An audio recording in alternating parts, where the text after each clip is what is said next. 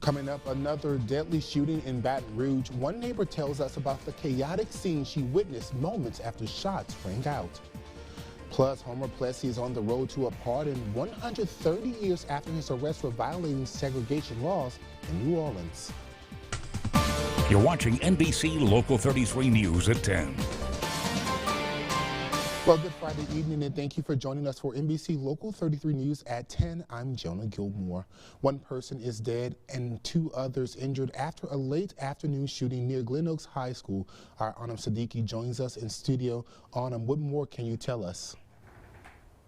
Jonah, the East Baton Rouge Sheriff's Office tells us this all started after a fight broke out in front of a home. And now Baton Rouge has lost another young life to violence.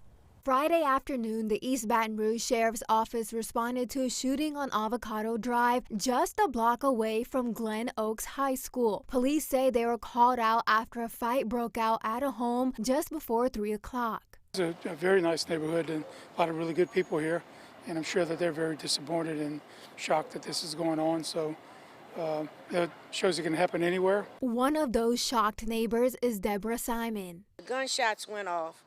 And I was right here in my kitchen, and they were so close. I was telling my old man, hit the deck, hit the deck. Simon says in her 40 years on Avocado Drive, this has never happened before. She told me what the scene was like just moments after those shots rang out. Went down the street, and the little boy who did the shooting, he was just standing up there. But I went a little further, and a lady was sitting there holding her stomach. Another lady was laying down in the street. The East Baton Rouge Sheriff's Office says 2 people were injured and 1 is dead. District Attorney Hiller Moore was very upset on the scene. Very frustrating. You get pissed, to tell you the truth. Friday's shooting adds on to this year's record-breaking homicides. The East Baton Rouge Coroner's Office reported 143 homicides as of October. Simon says she hopes her quiet neighborhood can heal from this tragedy. Y'all pray, stop the fighting, stop shooting.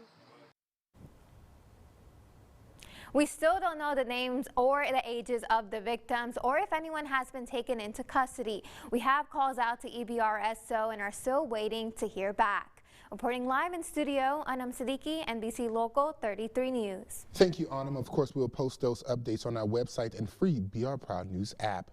Well, Baton Rouge police say shots were fired early this morning near College Drive. It happened just before 5 this morning at the Fairway View Apartments. Police say the victim is expected to be okay. No information has been released about a suspect. This is the same apartment complex where 1-year-old Jatari Brown was killed on Memorial Day after being hit by a straight bullet while playing at the pool.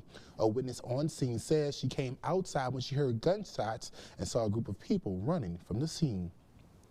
Well, decades after being sentenced to death, convicted rapist and murderer Frank Cozy is asking the court to take him off death row. Cozy appeared in court today as he makes his case of mental incompetence.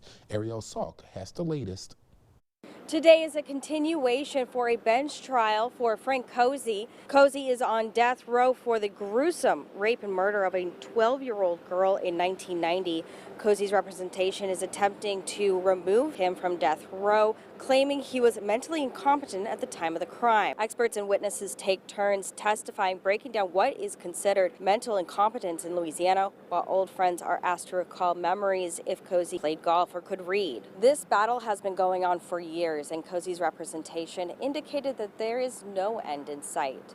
Reporting in Baton Rouge, Ariel Salk, NBC Local 33 News.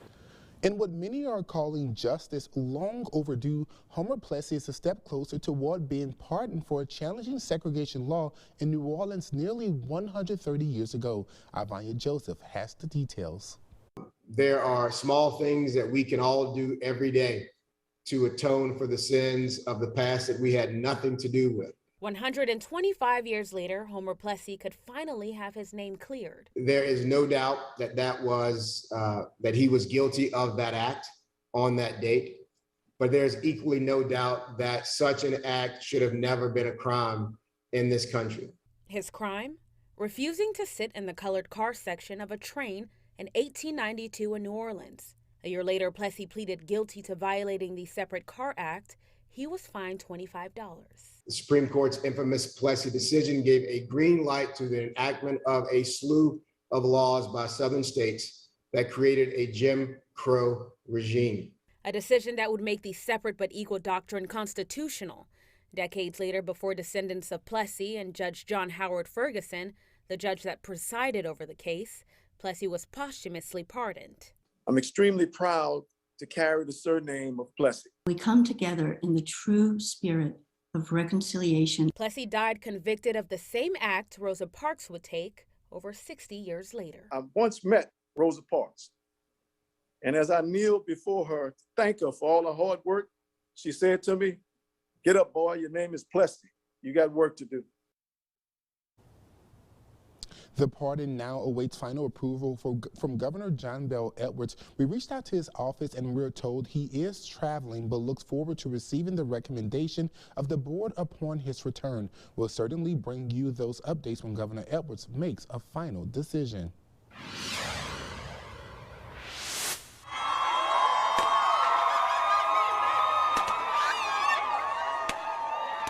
A judge has ended the conservatorship over pop star Britney Spears, giving her the freedom to make her own decisions about her life for the first time in almost 14 years. Her case shined the spotlight on the controversial and restrictive legal arrangement. Britney Spears' attorney Matthew Rosengart spoke about what comes next. What's next for Britney, and this is the first time that this could be said for about a decade, is up to one person, Britney. Spears was not at the hearing today, but she posted on Instagram calling it the best day ever. And Steve Bannon, once one of Donald Trump's closest advisors, has been criminally indicted of 2 counts of contempt of Congress. Bannon is accused of ignoring congressional subpoenas. The House Select Committee investigating the January 6th riot wanted him to testify about the days leading up to the event. Bannon's attorney says Trump was asserting executive privilege. No one's ever been charged for contempt of Congress after asserting executive privilege. If convicted, Bannon faces up to a year in prison.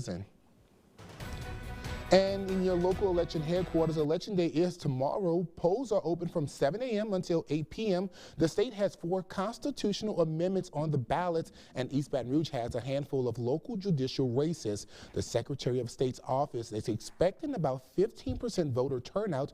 We have more election info on our free Be Our Proud News app. Well, the State Department of Transportation is set to receive a portion of the $7 billion coming from D.C. to help fix our roads, highways, and bridges, and hopefully bottlenecks like this will improve. We all know the headache that comes with traveling up and down Louisiana state roads and bridges. Help is now on the way after the House recently passed an infrastructure bill. Louisiana DOTD Secretary Shawn Wilson says they will have to leverage the dollars as it comes in to maximize impact. We would love to use as much as we can toward a new bridge, given the restraints and timelines that we have. But until we see the language of what's going to govern those dollars, I can't promise you that we can spend it on all types of projects. Now, when the money is put to use, Wilson says people will have to be patient because it may get worse before it gets better. He expects the money for these projects to start rolling in the next 6 to 9 months. Meanwhile, the Biden administration is gearing up to implement the newly passed bipartisan infrastructure bill. DC's Raquel Martin has the latest on his plans. American people sent us here to deliver. The Biden administration is ready to hit the ground running to get billions in federal infrastructure dollars out the door. Make sure this money is used wisely, used well. Friday, President Joe Biden huddled with his cabinet team to outline their game plan. I think Americans are going to start feeling it immediately. Labor Secretary Marty Walsh says once the bill is signed, mayors and governors will have the green light to repair roads and bridges in their communities. They have these projects, they're shovel ready, a lot of them, and they've been waiting for an opportunity to fund them. EPA Administrator Michael Regan says the new funding is vital to clean up drinking water nationwide. We are taking a very strong look at the communities that need it the most. White House Press Secretary Jen Psaki says President Biden will be appointing a coordinator to oversee the distribution of funds. You can expect it'll be someone from outside of the administration. While 24 Republicans joined Democrats to pass the historic bill, many in the GOP are worried the spending will increase inflation. But President Biden insists the infrastructure investments and the nearly $2 trillion spending plan still working its way through Congress won't make matters worse. Lower inflationary pressures on our economy. For now in Washington, Raquel Martin, back to you. The president is expected to sign the bipartisan infrastructure package in a formal ceremony on Monday. Well, Ashley, it's getting cool out there. What does those temps look like for this weekend? A lot of people heading out to LSU and Southern football games. Oh, they absolutely are, Jonah, and they're going to have to bundle up.